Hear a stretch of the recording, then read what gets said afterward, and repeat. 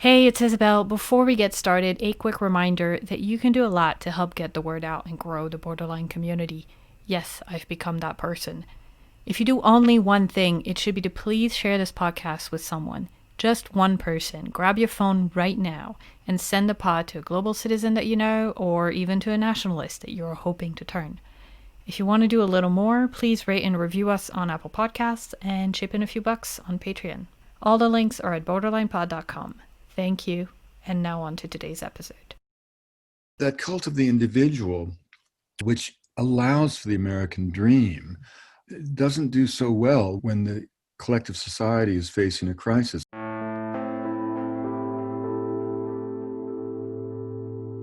Hi, I'm Isabel Hogol, and this is Borderline. About a third of you, dear listeners, are American, and so this episode might be a little hard for you. Rest assured, it's hard for me too, and we're in this together. You'd be hard-pressed to find someone without that navy blue passport who knows and loves the United States more. Half the people I meet think I'm American. And yet, I couldn't tell you exactly when. I figured I'd probably never live there again. Something broke. And the easy answer would be to say it's the current politics, but it runs much deeper. I'd been wrestling with it when I came across someone who beautifully expressed this thing I'd been feeling. And that's Canadian anthropologist Wade Davis, a man I'd describe as part Indiana Jones, part Dumbledore. You'll get his impressive CV in a minute. This summer, he wrote an essay for Rolling Stone magazine you may have read. It made the rounds. He wrote about the unraveling of America, what the COVID-19 crisis revealed of what's become of the country. So we discussed that, and what the whole world can expect if indeed this is the end of the American century. I'm mindful of what it must sound like to have a French woman and a Canadian man sit here and give a rather rough appraisal of your country. So bear in mind that Wade does also have that blue passport, and me, well, it lives in my soul a little bit. Let's talk to Wade Davis. Good morning. Good morning. So today on the podcast, we have Wade Davis, renowned anthropologist, author of many books, professor at the University of British Columbia, and a National Geographic explorer. That's quite a CV. And actually, I think that's where I want to start. I'm curious. So you wrote this essay that was an instant hit this summer, The Unraveling of America. And that's a bit of a departure from your usual topics. You write a lot about rivers and about indigenous cultures. So what kind of prompted you to explore this? Well, actually, I have to say, Isabel, I've written 23 books, and I think every single reviewer has always said of the latest book, this is quite a departure for Wade Davis. And I'm a storyteller, and I write about what intrigues me. The genesis of this article was as quirky and as serendipitous as everything I do and everything most creative people do. I had a book coming out in the spring before COVID hit called Magdalena, River of Dreams, which is kind of a biography, almost a love letter to Colombia. And I was all set up for a massive tour and launching it in London and America and Canada. I was going to be in 7 countries, 30 or 40 presentations all scheduled. And of course, like everybody else's life, it went to the car wash. It turns out one of the only ways authors have really to get news out about a new book is to write essays. And so I've been writing sort of essays that have sort of nothing to do with the book, but get the byline of the book into circulation and on the advice of the publishers. And that's part of the genesis of this. I've been asked to write about COVID since almost the beginning of the crisis. And it is true that everything I write is through a kind of a lens, an anthropological lens, if you will. And I hesitated to write about COVID. I didn't feel I had anything new to say. And one day I was out kayaking around our little island here, and I sort of came to shore and saw a great friend of mine, a physician, a wonderful woman, a brilliant doctor. And I sort of blurted out to Trish, I said, Trish, this isn't a story of medicine. It's not a story of morbidity and mortality. It's a story of culture. And I went home that night and I wrote this long piece and I sent it to an old friend of mine, Jan Wenner, who founded Rolling Stone. And Jan really liked it and sent it to his son, Gus, who now runs the empire, if you will. And I ran into the hands of an incredibly brilliant young editor. We honed it down and focused it and shortened it. And it came out and I had no expectation. I wasn't paid for it. I just did it on spec. And suddenly it just hit a nerve to the extent that the story in a way has become a story. It's now in its 5th week trending on the top 2 or 3 slots on their entire website. It's been read by 5 million people at the Rolling Stone site. Worldwide, it's had 332 million social media impressions, and it's naturally sort of prompted a tsunami of comments and emails to me. And they tend to come into 2 categories. One are those sympathetic to the fundamental ideas of the piece, for whom it's just a very sad tale of the potential demise of America. And of course, the other side launch into a kind of bizarrely vitriolic and vicious and violent condemnation, not of the arguments, but rather of the person who wrote the article, which is sort of par for the course. And it's been curious that the negative, truly hateful emails that have come in or been posted on various websites really are singularly inarticulate and largely dominated by profanities, all of which find a way to be either racist or misogynist. I've been called things like, pejoratively, I can tell you, menstrual discharge. And I didn't even know that was a pejorative. It's a new one, even to me. and accused of hanging out with wimpy, pathetic white liberal women. So it speaks to something that's going on there. And in fact, the article is not at all anti-American. It's more like a love letter. When we have a family member in trouble, the first step of an intervention is to hold the mirror to their face and show them how far they've fallen. And that realization is always the first step on the path of potential rehabilitation and regeneration. And it struck me that COVID was fundamentally a story about what had become of America. And the disease was revealing graphically that the idea of American exceptionalism lay in tatters, and it had laid in tatters for a long time before COVID. Pandemics or epidemics always have a way of moving the wheel of history in different ways. I mean, the Black Death, obviously, in killing half of Europe's population in the 14th century, brought down the medieval order that had been in place for 1,000 years. By contrast, the Spanish flu didn't have this systemic impact because it happened in the wake of the Great War, and the whole world was kind of numb by death. Similarly, in the summer of Woodstock, if you can believe it, 500,000 kids took drugs and swam around in the mud of that farmer's field. The Hong Kong flu killed 100,000 people, and in Berlin, they were storing corpses in subway stations for lack of room in the morgues.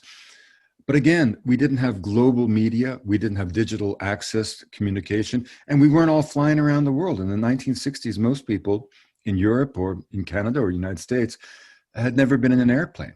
What COVID did is sort of unveiled the tatters of the American image. I mean, Americans woke up to realize that they're actually living in a failed state, led by a dysfunctional government, at the head of which was an individual who was literally recommending the use of bathroom disinfectants to treat a disease that he intellectually could not begin to understand. When you think of the healthcare workers waiting for emergency supplies of fundamental material, from swabs to masks, to arrive from China, the hinge of history opened to the Asian century. As an Irish Times correspondent said it so well, America has invoked all kinds of emotions over the years, good and bad, loving and hateful, but never the sentiment of pity. And suddenly the world was looking at America, as a failed state. The truth is that empires are born to die. Kingdoms are born to die. The 15th century belonged to the Portuguese, the 16th to the Spanish, the 17th to the Dutch, the 18th to the French, the 19th, of course, to the British. And the British Empire reached its greatest geographical extent as late as 1935. Brits in all the colonies were swirling their gin and tonics in the setting sun. But we now know, of course, that the empire was gone, bled white, bankrupt by the Great War, and the torch had passed to America. And again, the way to ask what's become of America is to look at what it once was. On the eve of World War II, America was a demilitarized society. Portugal and Bulgaria had larger armies. And yet within 3 years, the Americans had 18 million men and women serving in uniform. The nation's industrial might, once harnessed to the cause of the liberation of Europe and the world, literally saved civilization, that together with Russian blood. The Ford Motor Company produced more industrial output than the nation of Italy. For every 4 pounds of equipment the Japanese got to a soldier, America got 2 tons. Liberty ships were spat out by the hour. The record for building a Liberty ship was 4 days, 29 hours, and 17 minutes.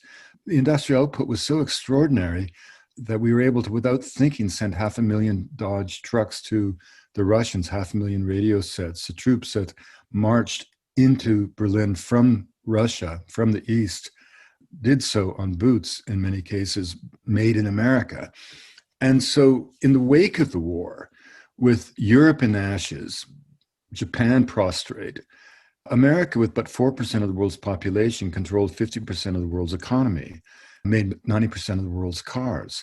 And that incredible concentration of wealth allowed for a truce between labor and capital that gave us a weekend, gave us a working middle class, an era in which an individual, then a man for the most part, could support a family on his own, buy a house, buy a car, send his kids to good schools. And that became kind of the idea of America. Now, the truth is, when we look back in the 1950s, America was no perfect place by any means, but the economy really resembled Denmark as it does the America of today. I mean, marginal tax rates were 90%. That doesn't mean that the wealthy paid 90%, but at least a symbol of what they were expected to give was out there. And the incredible golden age, as it said, of American capitalism lifted all boats with the tide. And then came this sort of 2 generations of globalization, which was celebrated with iconic intensity when every working man and woman in America just had to look up and know that it was nothing more than capital on the prowl in search of cheap labor. That world slowly disappeared. And even as that world disappeared, suddenly came into being this economic injustice, this extraordinary chasm, this discrepancy, whereby today 1% of Americans have $30 trillion of assets, and the bottom half of Americans have more debt than assets. The 3 richest Americans, and everybody knows their names, have more wealth than the lower 160 million American citizens. And a nation that once sort of spat out fighter planes by the hour couldn't produce masks and swabs. A nation that defeated polio and smallpox and led the world in medical innovation was suddenly ruled by someone advocating the use of disinfectants and flaunting medical advice on the fundamental use of masks.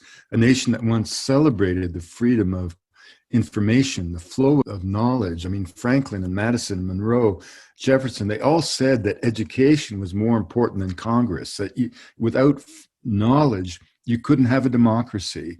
And that, of course, has been eviscerated. America now ranks 45th in the world as a nation when it comes to press freedom.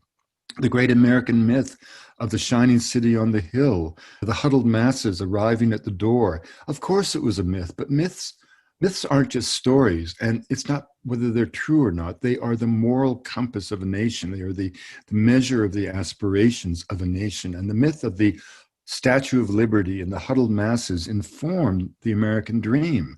It created the lodestone that was America. This is a country that has turned its back, in a sense, on its fundamental founding. Freedom is defined as the individual's right to own a personal arsenal of weaponry. When Americans go to the beaches or conventions or bars, mocking the use of people who use masks, they think they're demonstrating some kind of freedom or strength, but they're actually demonstrating the weakness of a people who lack the stoicism to endure the pandemic or the fortitude to defeat it. I think you're putting your finger on something that I've been mulling for a while, and that I find fascinating, which is that the very things in the American psyche that, for me, made the US fascinating and appealing and idolized in my teens and in my 20s, which is that sense of possibility, of individual freedom and potential, it's the exact same dynamic that now makes me think that I couldn't possibly live there again, and that sense of individuality to the extreme. Well, I think that is really, Isabel, that is such a brilliant comment, honestly, because I think it strikes to the very heart of the matter. First of all, I want to say I love America. Like you, I was drawn there in my youth. My career could never have happened in Canada. I married an American. I became a naturalized American. I raised my kids in the States. My father-in-law was nearly president of the United States. He turned down the vice presidency offered to him by Richard Nixon. My son-in-law is serving as an active officer on military duty overseas at the moment. So this piece I wrote was in no way anti-America. On the contrary, the America that I revered was the America of Abraham Lincoln, of Walt Whitman and the Grateful Dead. But back to your point, in the wake of World War II, America embraced the cult of the individual with kind of iconic intensity, to the point where today, not only is there a lack of a sense of community, many Americans don't even believe in the notion of society.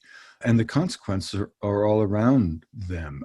If you look at the breakdown of the family, the high divorce rates that in the 1970s peaked out at 40, 45, 50%, the fact that the average American father spends 20 minutes only each day in direct communication with the child, the fact that by the time American youth is 18, they've spent 3 years watching glass, watching video games or a laptop monitor, contributing to an obesity epidemic so severe that the Joint Chiefs of Staff have posted op-eds calling it a national security crisis. Americans today consume 2/3 of the world's antipsychotic drugs. The largest cause of death for those under 50, believe it or not, is opioid addiction.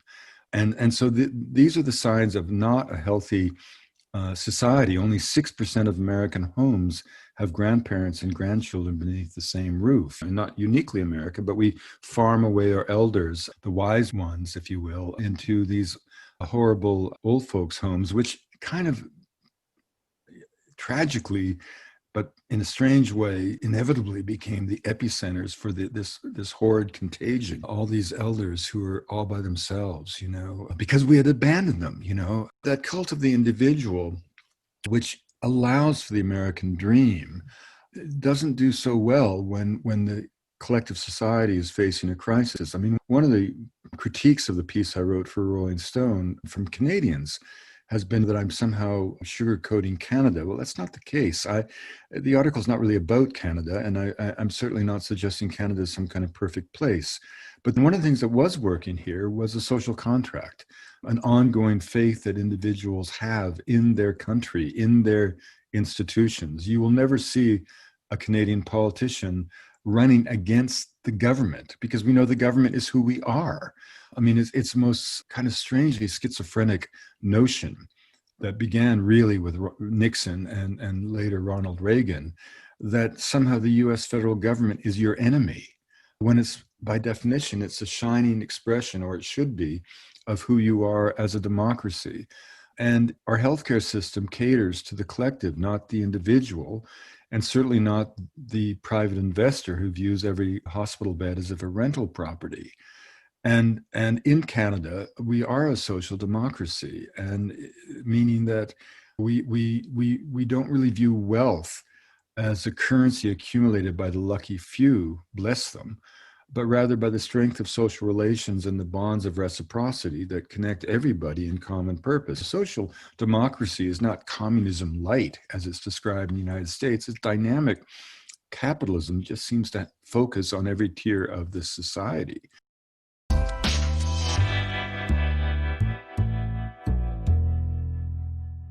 Hello, listeners. We're taking a short break for an announcement. Borderline now also lives on Patreon. Reporting and producing this podcast on my own has pretty much become a full-time job. I'm pouring all my heart and many hours into it. I really want Borderline to be a voice for global citizens and add real value and information, not just chatter. If you want to support this mission, go to borderlinepod.com and click Become a Member. Members get early access to every episode, behind-the-scenes content, chats with me, more surprises, and even swag. Most importantly, more global citizen community, and my undying gratitude. So become a member now at borderlinepod.com or search for Borderline on Patreon. And thank you. Now back to Wade Davis.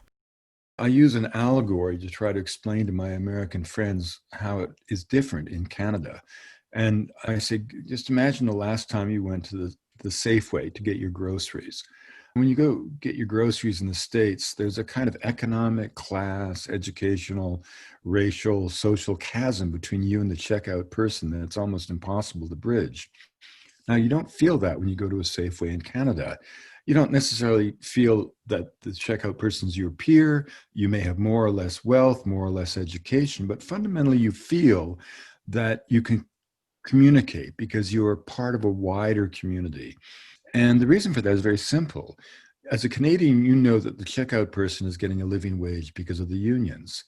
And you also know that their kids and yours probably go to the same local public school, which are funded not by local property taxes, which favor the communities of the affluent, but are funded by the state and block grants that give every kid an equitable chance to move ahead on the resources to do so through education. And then, of course, a third and critical thread, if you will, is healthcare. And that checkout person knows, you know, that they know that if their kids get sick, they will get exactly the same care as your kids, and indeed the kids of the prime minister. Now, those three strands woven together become the fabric of social democracy.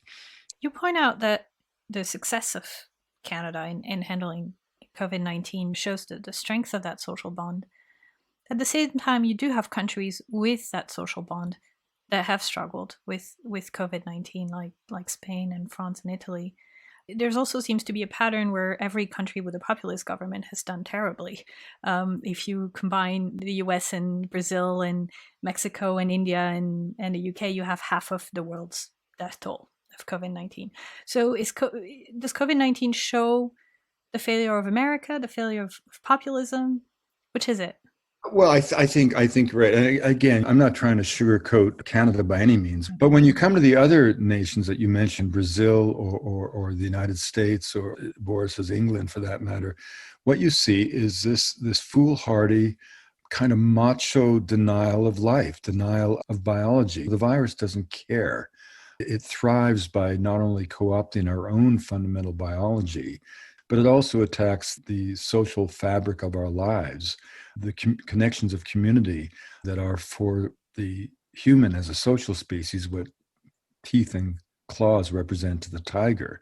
And so the chaos, in a sense, unleashed by the virus is exactly, in evolutionary terms, what the virus has in mind, if you will. This is why the idea that we don't need to wear masks is no brave gesture. It's a gesture of utter contempt for your fellow citizens. And societies that send people out in demonstrations against the restrictions that are necessary given to us by the top healthcare officials in the world, these people are not exercising freedom. It's not flag draped patriotism that is the definition of the power of ideas. It's a constitution. It's what America says. It's the right to burn that flag, I would say, that is the most extraordinary expression of American democracy. And democracy is so fragile. And one of the things that is disturbing about this cult of the individual is, again, looking back at this from the anthropological perspective, culture is not trivial. Culture is not decorative. It's not the songs we sing. It's not the flags we wave. It's not the prayers we utter. It's not the surface. What culture is in every society, in every place in the world, is a body of moral and ethical values that we wrap around each individual human being to keep at bay the barbaric heart that history tells us lies within every human. It's culture that allows us to make sense out of sensation, to find order and meaning in the universe, to do what Lincoln said, seek always the better angels of our nature.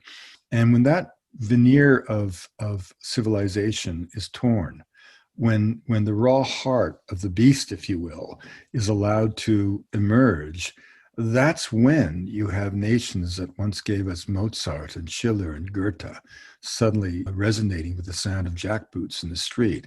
Now, I'm not suggesting that America is on the way of Nazi Germany, but they're pretty daunting images when you see white militia self-appointed militia stringing AK-47s or semi-automatic weapons of one sort or another over their shoulders and their fatigues and marching into government legislatures. It seems to me that November is just an election. I mean, it's an important election, obviously, but it's not going to heal the divide. Even if Biden wins resoundingly, there will still be 50 to 60 million people who are on that other side who will believe, and Trump will fan the flames of this, that the election was stolen from them. And Trump will do everything he can for his personal gain to maintain that rabid following that he has, that he lives upon. The only thing that's going to heal America is to heal America. Somehow, this chasm between those who have and those who have little, this chasm of opportunity between those who have managed to go to university and those who haven't, the chasm of opportunity between those who have been abandoned as factories close and become automated. Something has to be done to give that cohort a sense of integration, a sense of belonging, a sense of being part of an America that's not measured simply by flag-wrapped patriotism at a rally, but is real, where social and racial justice become one and the same. You mentioned the election, and it's I've got just two final questions on that theme of the end of the American century. If there is a Biden administration, one can hope that COVID will be handled better, but is there an off ramp to this idea of the end of the American century, or is it done? Well, I am not looking forward to the end of the American century. It's certainly no time to gloat, nothing to celebrate. If indeed the hinge of history does open to an Asian century dominated by China, with its treatment of ethnicities, its suppression of democracy, its social crediting scores that force fidelity to the orthodoxy of the state. I mean, the litany goes on and on. The military zeal, the consumption of resources. We will be very nostalgic for the best years of the American century. I have always felt that at the end of the day, for all of its follies and for all of its egregious foreign adventures, for all of its subversions of democracy, for all of its catering to dictatorships, which has colored the years of the Cold War, there is always a kernel of hope in the American dream. I was inspired by it. Many people around the world have been inspired by it. Millions of people have been inspired by it. And one hopes that flame of hope will never be extinguished. But again, as an observer, you have to write about what is, not what a world you'd like to be. When I look at all these indicators, it's hard, and knowing the trajectory of history, at least over the last 600-700 years, it's hard to see a way for America to reclaim itself. None of what I wrote in this piece for Rolling Stone reflects deep-seated beliefs of mine. In other words, it's not a polemic. It's not an argument I'm trying to make. It wasn't an opportunity sort of to unleash on the world some passionate thesis that I've had for years. So in that sense, it reflects just a set of observations through the anthropological lens. And those observations are open to discussion. They're open to criticism.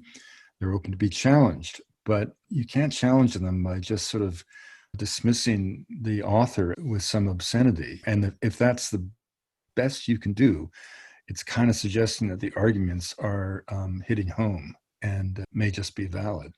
And in fact, in its popularity, I found it through social media as well, shared by an American friend, and all the comments were Americans who recognized something in it. The vast majority of responses, I should stress, are from people around the world and from Americans who express great sadness about the piece, not because they think that it's negative about the country in a gratuitous way, but because they recognize in the description of what's become of America a reality that they've been living and recognizing, knowing, and the piece in some sense just pulls everything together in a very succinct way. I mean, this is sort of the job of a scholar or a writer, a storyteller. And so, the great hope for America, I think, is when people wake up, probably in the wake of the election in November, and hopefully a victory by Biden will give people a time to breathe. I'd like to think there's a majority of Americans who want this division to be behind them. If there's not the collective will to reach out to fellow Americans, to recognize that race has been the curse of America since its founding, that the country is not just a white country, it's a white and brown and black and blue and yellow and pink and red country. It's every color of the rainbow. If people get to the point where they want that dream of America more than they want to indulge to their hatreds of each other, that will be the key to the recovery and perhaps even the resurrection of another century of America influence and dominance in the world. Well, here's hoping. I think a more together America is something that we would all benefit from wherever we are in the world. Thank you so much for this conversation. If people want to follow your work, I know you're not very much a social media person, but you can tell us the name of your book again. Magdalena, River of Dreams, and it's been described as a love letter to Colombia. And Colombia is a place where heaven and earth comes together on a regular basis to reveal glimpses of the divine. It is not a place of violence and drugs. It's a land of colores y cariño, colors and love, and it's without doubt the most interesting nation in the Americas. Thank you. We'll make sure that people read that. Thank you so much. I really appreciate it. My pleasure, Isabel. Take care. All right, take care. The French century ended with the Revolution, or the Industrial Revolution, or with Napoleon. Whichever way you slice it, it's been a couple centuries since we've been on top, and it's been a national pastime ever since to bemoan our lost grandeur. We've expended quite a bit of energy refusing to stand in the middle row of diplomatic photos. I wonder if, in another couple generations, national malaise will be an American malady too. My dear friends, take it from a country who's been there. I suspect we'd all be happier if we accepted a quiet, middling fate. But we wouldn't quite be ourselves, would we? I want to thank Wade Davis for his insights and generosity. Special thanks to Tad Bartimus and to new Patreon members Monica S. and Patty Perkins.